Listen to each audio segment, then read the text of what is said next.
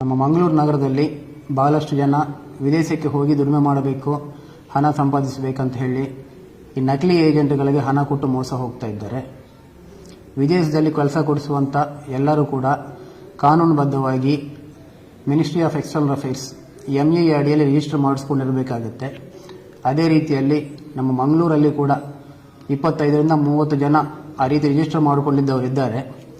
ಈ ರಿಜಿಸ್ಟರ್ಡ್ ಏಜೆಂಟ್ಸನ್ನು ಬಿಟ್ಟು ನಕಲಿ ಏಜೆಂಟ್ಗಳ ಬಳಿ ಹೋಗಿ ಹಣ ಕೊಟ್ಟು ಮೋಸ ಹೋದವರೆಲ್ಲರೂ ಕೂಡ ಪೊಲೀಸರ ಹತ್ರ ಬಂದಾಗ ಭಾಳಷ್ಟು ಟೈಮ್ ಗ್ಯಾಪ್ ಇರೋದರಿಂದಾಗಿ ನಾವು ಅವ್ರ ಮೇಲೆ ಪ್ರಕರಣ ದಾಖಲಿಸಿ ಅವ್ರನ್ನ ಅರೆಸ್ಟ್ ಮಾಡಿದರೂ ಕೂಡ ಈ ಹಣ ವಾಪಸ್ ರಿಕವರಿ ಮಾಡೋದು ಸ್ವಲ್ಪ ಕಷ್ಟ ಆಗ್ತಾ ಇದೆ. ಆದ್ದರಿಂದ ಎಲ್ಲರೂ ಕೂಡ ಜಾಗೃತಿಯಾಗಿದ್ದು ME ಅಡಿಯಲ್ಲಿ ರಿಜಿಸ್ಟರ್ ಮಾಡಿಸಿಕೊಂಡಿದ್ದಂತಹ ರಿಜಿಸ್ಟರ್ಡ್ ಏಜೆಂಟ್ಸ್ ಬಳಿ ಮಾತ್ರ ಹೋಗಬೇಕಂತ ಕೋರ್ತೀವಿ.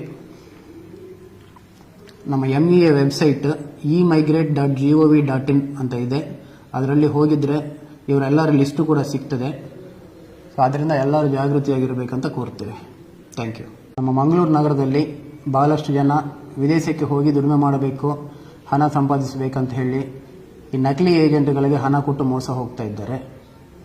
ವಿದೇಶದಲ್ಲಿ ಕೆಲಸ ಕೊಡಿಸುವಂಥ ಎಲ್ಲರೂ ಕೂಡ ಕಾನೂನುಬದ್ಧವಾಗಿ ministry of external affairs ME ಅಡಿಯಲ್ಲಿ ರಿಜಿಸ್ಟರ್ ಮಾಡಿಸ್ಕೊಂಡಿರಬೇಕಾಗುತ್ತೆ.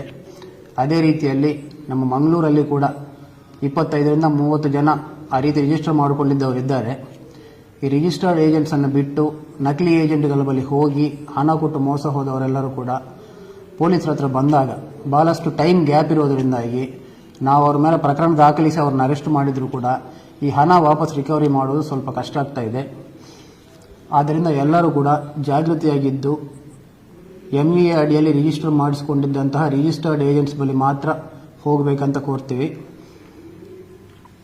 ನಮ್ಮ ME ವೆಬ್ಸೈಟ್ emigrate.gov.in ಅಂತ ಇದೆ. ಅದರಲ್ಲಿ ಹೋಗಿದ್ರೆ ಇವರೆಲ್ಲರ ಲಿಸ್ಟು ಕೂಡ ಸಿಗ್ತದೆ. ಸೊ ಅದರಿಂದ ಎಲ್ಲರೂ ಜಾಗೃತಿಯಾಗಿರಬೇಕಂತ ಕೋರ್ತೀವಿ. Thank you. ನಮ್ಮ ಮಂಗಳೂರು ನಗರದಲ್ಲಿ ಭಾಳಷ್ಟು ಜನ ವಿದೇಶಕ್ಕೆ ಹೋಗಿ ದುಡಿಮೆ ಮಾಡಬೇಕು, ಹಣ ಸಂಪಾದಿಸಬೇಕಂತ ಹೇಳಿ ಈ ನಕಲಿ ಏಜೆಂಟ್ಗಳಿಗೆ ಹಣ ಕೊಟ್ಟು ಮೋಸ ಹೋಗ್ತಾ ಇದ್ದಾರೆ. ವಿದೇಶದಲ್ಲಿ ಕೆಲಸ ಕೊಡಿಸುವಂಥ ಎಲ್ಲರೂ ಕೂಡ ಕಾನೂನುಬದ್ಧವಾಗಿ ministry of external affairs ME ಅಡಿಯಲ್ಲಿ ರಿಜಿಸ್ಟರ್ ಮಾಡಿಸ್ಕೊಂಡಿರಬೇಕಾಗುತ್ತೆ. ಅದೇ ರೀತಿಯಲ್ಲಿ ನಮ್ಮ ಮಂಗಳೂರಲ್ಲಿ ಕೂಡ 25ರಿಂದ 30 ಜನ ಆ ರೀತಿ ರಿಜಿಸ್ಟರ್ ಮಾಡಿಕೊಂಡಿದ್ದವರಿದ್ದಾರೆ. ಈ ರಿಜಿಸ್ಟರ್ಡ್ ಏಜೆಂಟ್ಸನ್ನು ಬಿಟ್ಟು ನಕಲಿ ಏಜೆಂಟ್ಗಳ ಬಳಿ ಹೋಗಿ ಹಣ ಕೊಟ್ಟು ಮೋಸ ಹೋದವರೆಲ್ಲರೂ ಕೂಡ ಪೊಲೀಸರ ಹತ್ರ ಬಂದಾಗ ಭಾಳಷ್ಟು ಟೈಮ್ ಗ್ಯಾಪ್ ಇರೋದರಿಂದಾಗಿ ನಾವು ಅವ್ರ ಮೇಲೆ ಪ್ರಕರಣ ದಾಖಲಿಸಿ ಅವ್ರನ್ನ ಅರೆಸ್ಟ್ ಮಾಡಿದರೂ ಕೂಡ ಈ ಹಣ ವಾಪಸ್ ರಿಕವರಿ ಮಾಡೋದು ಸ್ವಲ್ಪ ಕಷ್ಟ ಆಗ್ತಾ ಇದೆ. ಆದ್ದರಿಂದ ಎಲ್ಲರೂ ಕೂಡ ಜಾಗೃತಿಯಾಗಿದ್ದು ME ಅಡಿಯಲ್ಲಿ ರಿಜಿಸ್ಟರ್ ಮಾಡಿಸಿಕೊಂಡಿದ್ದಂತಹ ರಿಜಿಸ್ಟರ್ಡ್ ಏಜೆಂಟ್ಸ್ ಬಳಿ ಮಾತ್ರ ಹೋಗಬೇಕಂತ ಕೋರ್ತೀವಿ. ನಮ್ಮ ME ವೆಬ್ಸೈಟ್ emigrate.gov.in ಅಂತ ಇದೆ. ಅದರಲ್ಲಿ ಹೋಗಿದ್ರೆ ಇವರೆಲ್ಲರ ಲಿಸ್ಟು ಕೂಡ ಸಿಗ್ತದೆ. ಸೊ ಅದರಿಂದ ಎಲ್ಲರೂ ಜಾಗೃತಿಯಾಗಿರಬೇಕಂತ ಕೋರ್ತೀವಿ. Thank you.